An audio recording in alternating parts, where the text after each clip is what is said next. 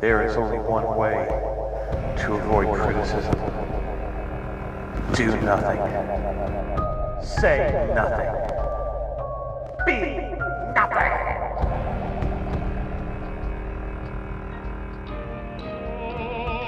Come with me, come and see all the wonders there will be in my stories, in my songs, in everything where fun belongs. We'll meet heroes, giants bold, visit lands both hot and cold, have magic tricks to shiver your skin, blats galore with animals in our world of fun. Pied Piper House. You know, sometimes good fortune comes to us in the most unexpected way, and just when things look blackest. Our tale today is about a poor young man named Peter who set off to seek his fortune carrying all his worldly goods on his back. But he was so simple and trusting that before long he got cheated out of everything he owned. Have an old woman earn an honest penny? Buy something? Indeed I would, old one, but I have no money. Then I'll trade you something for what you've got on your back. This valuable old horn, for instance. Is it really valuable? Indeed it is. For you could make your fortune by playing it for money. Say, that's right. Good enough, old one. You've made a bargain. I have indeed. For the horn is worthless. It won't even play. But the horn was not as worthless as the old woman imagined. It was a magic horn, and although it would not play, it could never be lost or stolen, for it always returned to its rightful owner. And it had another magic quality which Peter was soon to discover. Now, friends, I'm going to play a concert for you, and you may pay me as much as it pleases you. Ready? Hey, wait a minute! Where did everyone go? Unfortunately, it was the same wherever he went. At the first on the magic horn, everyone disappeared. And poor Peter didn't earn a single penny. He got hungrier and hungrier until finally he learned that the king was looking for a shepherd to herd the royal sheep. Well, I might as well try that. At least I ought to be able to use this old thing to call sheep. Mind you do a good job. All the shepherds I've had so far have lost a lot of my prize sheep. I'll do my best, sire. And so he began his new life as a shepherd. Uh-oh, the sheep are wandering. I'll bring them back with my horn. But as usual, the opposite happened. This is too much. Can't I do anything right? I traded everything I had for this, and all it's brought me is trouble. I ought to throw it away. I wonder. No, that's ridiculous. Still, maybe. At last, Peter had discovered the real secret of the magic horn.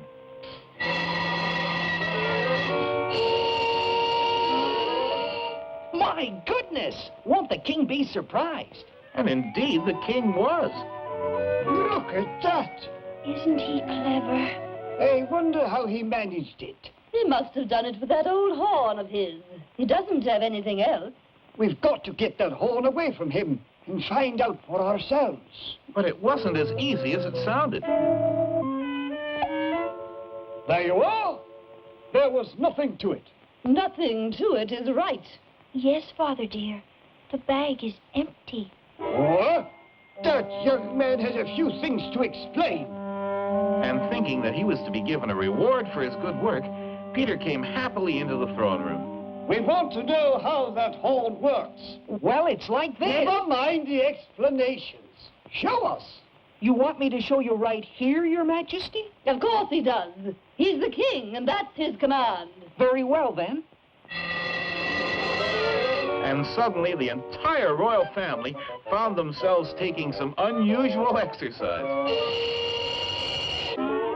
Where did you get that horn? What did it cost you? It cost me all my worldly goods, and I'm beginning to think it was worth it. Well, it's a clever toy. I'll give you 50 horses. No. 20 casks of treasure. No. A position as my prime minister. No. I don't want any of those things, Your Majesty. I only want the princess. No, never. It simply won't do. Now listen here. Your Majesty, terrible news. We're being invaded. The enemy are coming through the hills. They'll be here any minute. What? Call out the army. We can't, sire. The army has run away. Well, call out. Call out Peter, Father. Yes, I will fight them, sire. My boy, you can have the princess, the horses, the treasure, at any position you ask. Yes, anything. Only save us. Thank you, but your lovely daughter is all I ask. And so Peter went out and faced the enemy single-handed. And so the old woman's nasty bargain brought Peter happiness and good fortune. And everything turned out for the best after all. Say, I wonder where that magic horn is now.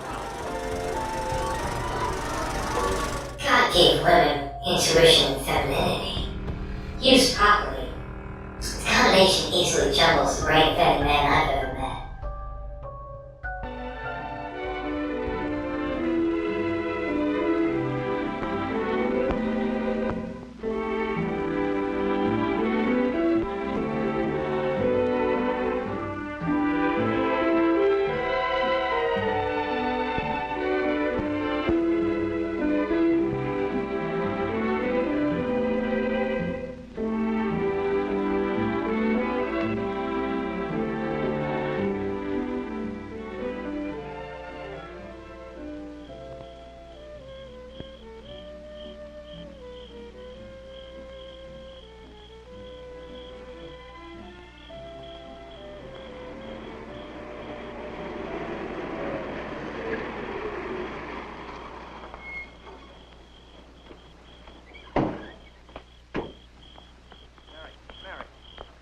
Mary, wait, please, Mary. I'm sorry, Mary.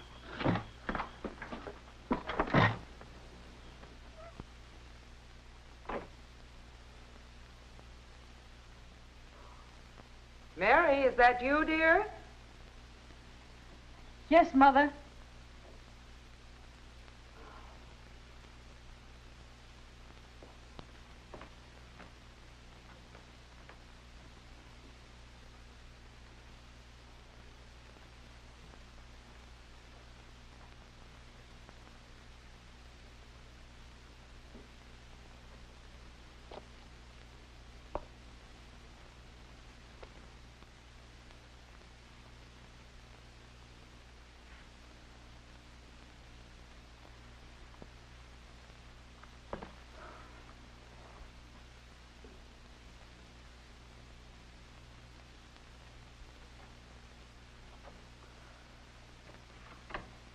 Did you have a nice time, dear? Very nice, thanks. Well, you don't look much like a girl who's been out having a wonderful evening. Oh, Mom. No, here. Oh, what's the matter, dear? Do you remember when you told me that I might have such strong feelings about a boy that it might be hard for me to decide what's right to do? Yes, I remember, but why? Well, it was something like that tonight with Jeff. You know, I like him an awful lot, and we have such fun at dances. But tonight, the feeling between us kept getting stronger and stronger. On our way home, we stopped and parked. And then things seemed to happen. To we nearly... Well, it was so close. Suddenly I realized what we were about to do. I asked Jeff to take me home. I guess he felt ashamed, too. He said he was sorry, that it was his fault. Do you think it was his fault? Oh, Mother, I don't know what to think. I'm so mixed up. I don't know whether I even want to go out with Jeff again. You know, dear, I was young once, too. Perhaps I can understand something of what you feel. First, well, it all seems quite a lark. You like someone, he likes you. Everything is fun and affection. then all at once, you can find yourself in a situation where your physical urges fight against your reason. Then those fine thoughts of love and affection can suddenly get twisted. Mother, is it wrong to feel warm and affectionate when you're with a boy you really like? No, dear, it is not wrong. Because this feeling can grow into a love that will last. It's the way happy marriages are built. But, Mary, if these strong feelings lead you into behaving unwisely, well, the outcome can be guilt and frustration. And these are the things that can spoil the chance of your finding the very love that you're looking for. Then, Mother, how do you... Come here, dear.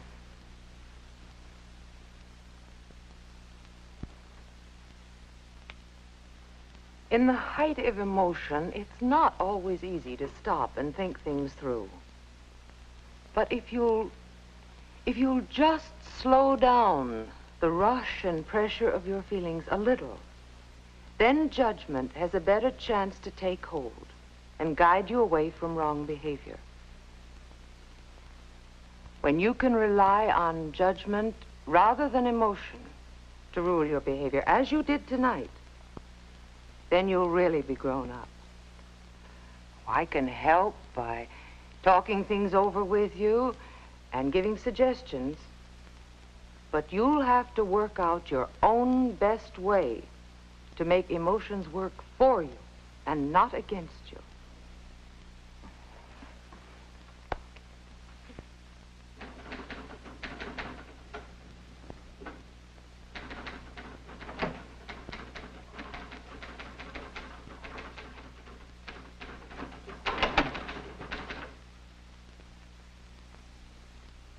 Hi.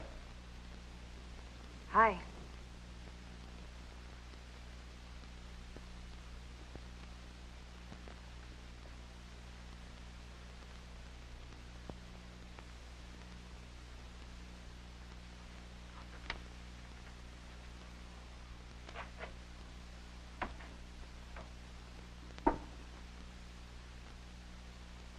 Mary,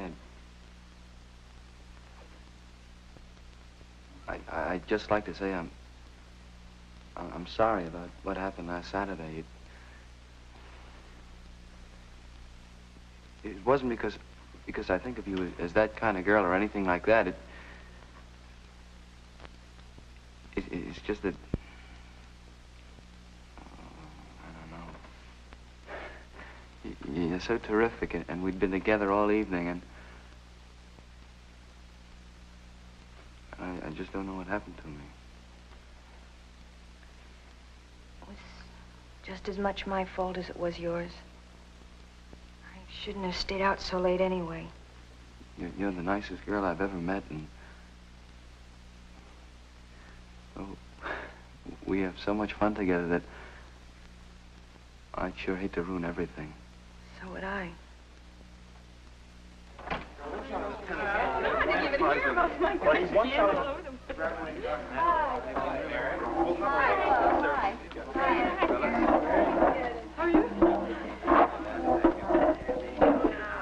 Okay, now, is everything just about finished? The last spectacular issue of this year's Signpost has to be ready for the lucky students of Central High the day after tomorrow. Mary, how's that literary page shaping up? It's not very spectacular. One story and one poem, and that's all. Stu? Just the pictures. Yeah, we need more pictures, don't we? Drawings would be cheaper. You know, if Eileen were still here, we'd be set. Well, she could whip up some great little cartoons in no time. Poor Eileen. She's probably so busy looking after the baby, she's forgotten she could ever draw. What, have they had the baby already? Sure, 5 months after the wedding. How's that for a shotgun affair, eh? Stu, don't be so crude. I feel kind of sorry for Fred. He always wanted to be a lawyer. Yeah. Now I guess he's got to keep any job just so he can look after Eileen and the baby. Eileen was a real good friend of mine. Was I surprised when she left school? Gee. And then when she got married. Imagine marrying someone who has to marry you. Well, this isn't solving our picture problem. Hey, Terry, I got it. Eileen had a whole bunch of cartoons we didn't use last year. I bet we could use some of those. Why didn't you think of that? Just stupid, I guess. Okay, everybody, same time tomorrow afternoon. Gotta rush through the pool reading, and then we're finished. Yeah, until the party. It's well of us to let us use your house, Terry. Let's get the paper out before we start thinking about Friday. We'll see you tomorrow then. Okay, take it easy. Still, I'll see you later, huh? Come on, Jeff. Mary? How'd you like to go to the party with me Friday night? Okay, Jeff. Maybe we could double date with Marge and Stu. They'd probably like a ride over. Yeah, sure. Come on, I'll walk you home.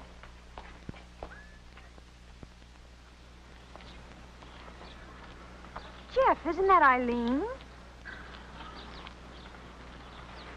Yeah, sure is. Baby and all. Gee, I haven't seen her since she left school. That looks like Mary and Jeff. I wonder if they'll say hello to me. Maybe they'll cross the street so they won't have to. Hi, Mary. Hi, Jeff. How are you? Nice to see you again. Oh, look at her. Eileen, she's sweet. Blonde like you, huh? Yeah. What's her name? Susan Elizabeth. Oh, that's a darling name. Susie. Is she a lot of trouble, Eileen? Well, it's tiring, but it's not too bad when Fred gives me a hand. Of course, he's not used to babies, but he's a real whiz at changing diapers. You should see him. Of course, he just adores Susie. He'd do anything for her. When she grows up, he wants to give her everything. Buy her nice clothes and send her to college. Say, how's Fred getting along anyway? I hear he's got a job at the steel mill. Oh, Fred's doing just fine. Of course, it's not the kind of job he planned on, but still, he enjoys it. He really looks forward to going to work every morning. He says it's a lot better than school, and he's making a lot of money. It's nice he's doing so well. Why don't we ever see you anymore? Oh, well, we don't seem to get out much. Of course, having an apartment of your own keeps you kind of busy.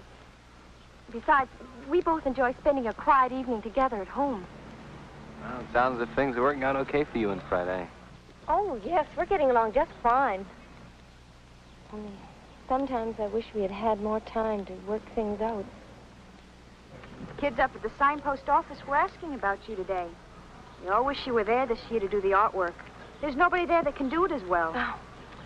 I sure miss the gang and all the fun we used to have in school. The last issue's coming out in a couple of days. We're having a big wind-up party at Terry's place on Friday. Well, I think we'd better be going now, Mary. Well, nice to see you again, Eileen. Say hello to Fred for me, will you, please? Sure. It was nice seeing you again, Eileen. Bye. Goodbye Sure nice now. seeing you. So the gang's having a party. They'll have a lot of fun.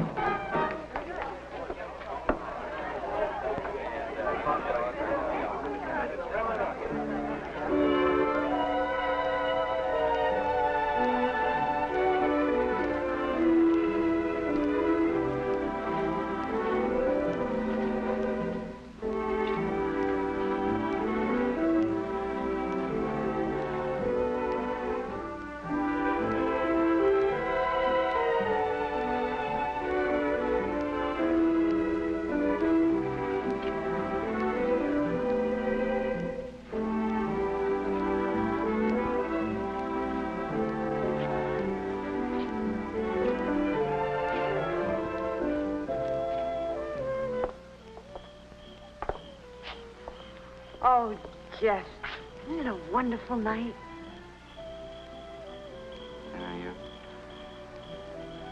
Yeah, you're pretty wonderful too, Mary.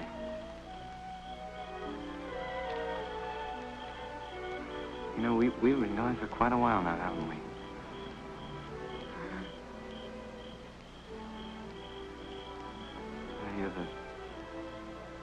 You're the nicest girl I've ever met, Mary.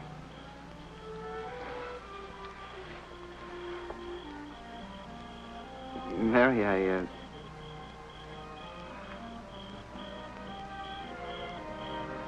Mary, would you wear my school ring?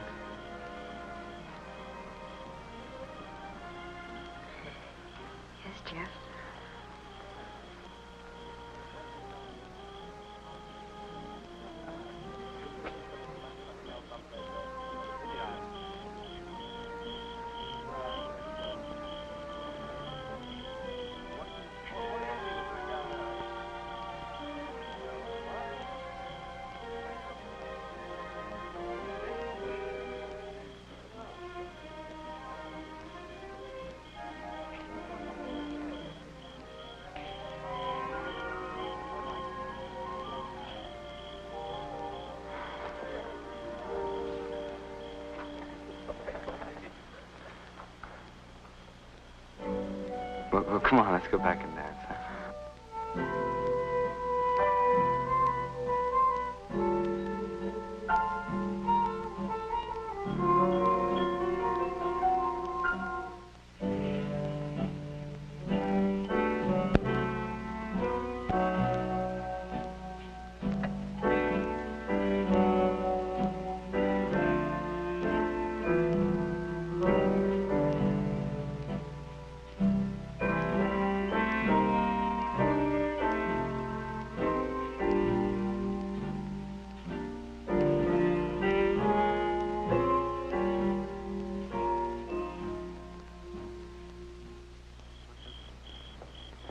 Good night, Terry. Thanks a lot. Hey, Mary. Good night, Helen. Bye. Hey, Marge, Stu, huh? Good night, Terry. We'll see you. Swell party. Good night, Helen. Bye.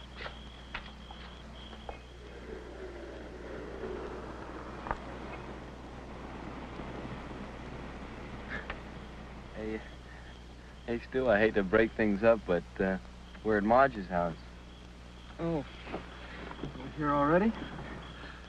Well, why don't we go to the point and park a while, eh?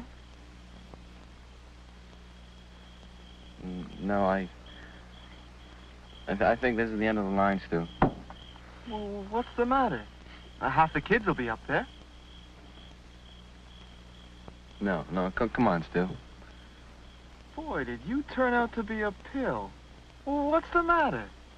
Well, can't you go along with everyone else? Don't you and Mary like each other anymore or something? Clear out, Stu, huh? Come on, Marge. Late, Jeff. Thanks for the ride. And don't wait for me.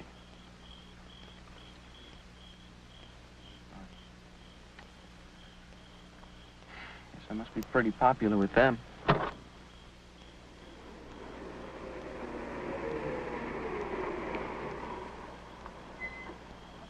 Lights are on.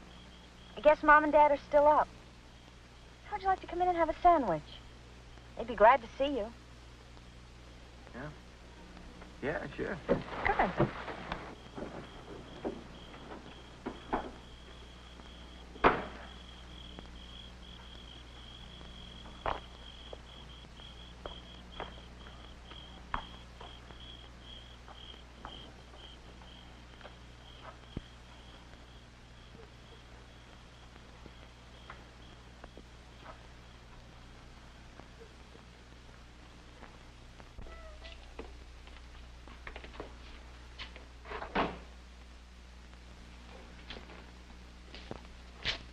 Mom and Dad went out with the Wilsons.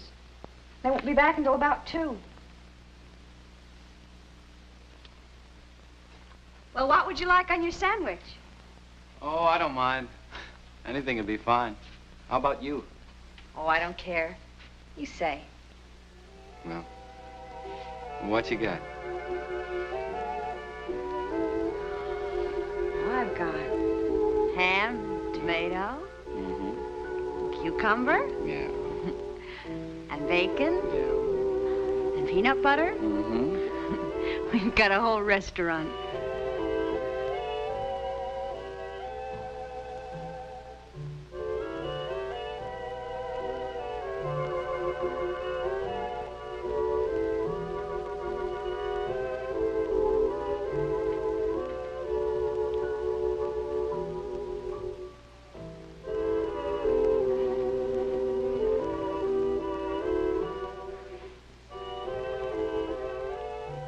If you just slow down the rush and pressure of your feelings a little, then judgment has a better chance to take hold.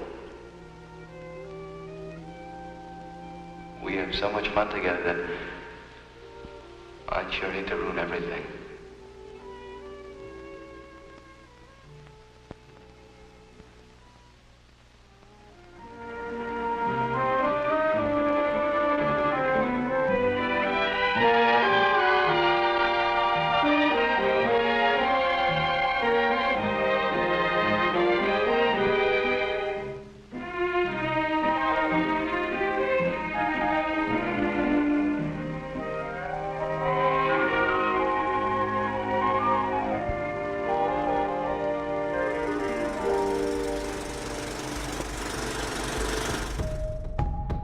Bob's selfish, impatient, and a little insecure. Bob makes mistakes. Bob is out of control sometimes, hard to handle. This is Bob's atonement speech. Oh, I know I'm supposed to call you on the phone and apologize and to tell you I'm really sorry for everything I did to you that was mean and awful when I was drinking. You know. I don't have time for that. You know, AA has to step up into this generation, so I'm videotaping it. I'm just gonna put it on my website. You know, I'll send you an email, let you know what's there, and if you want to stop by, you can. I got things to do.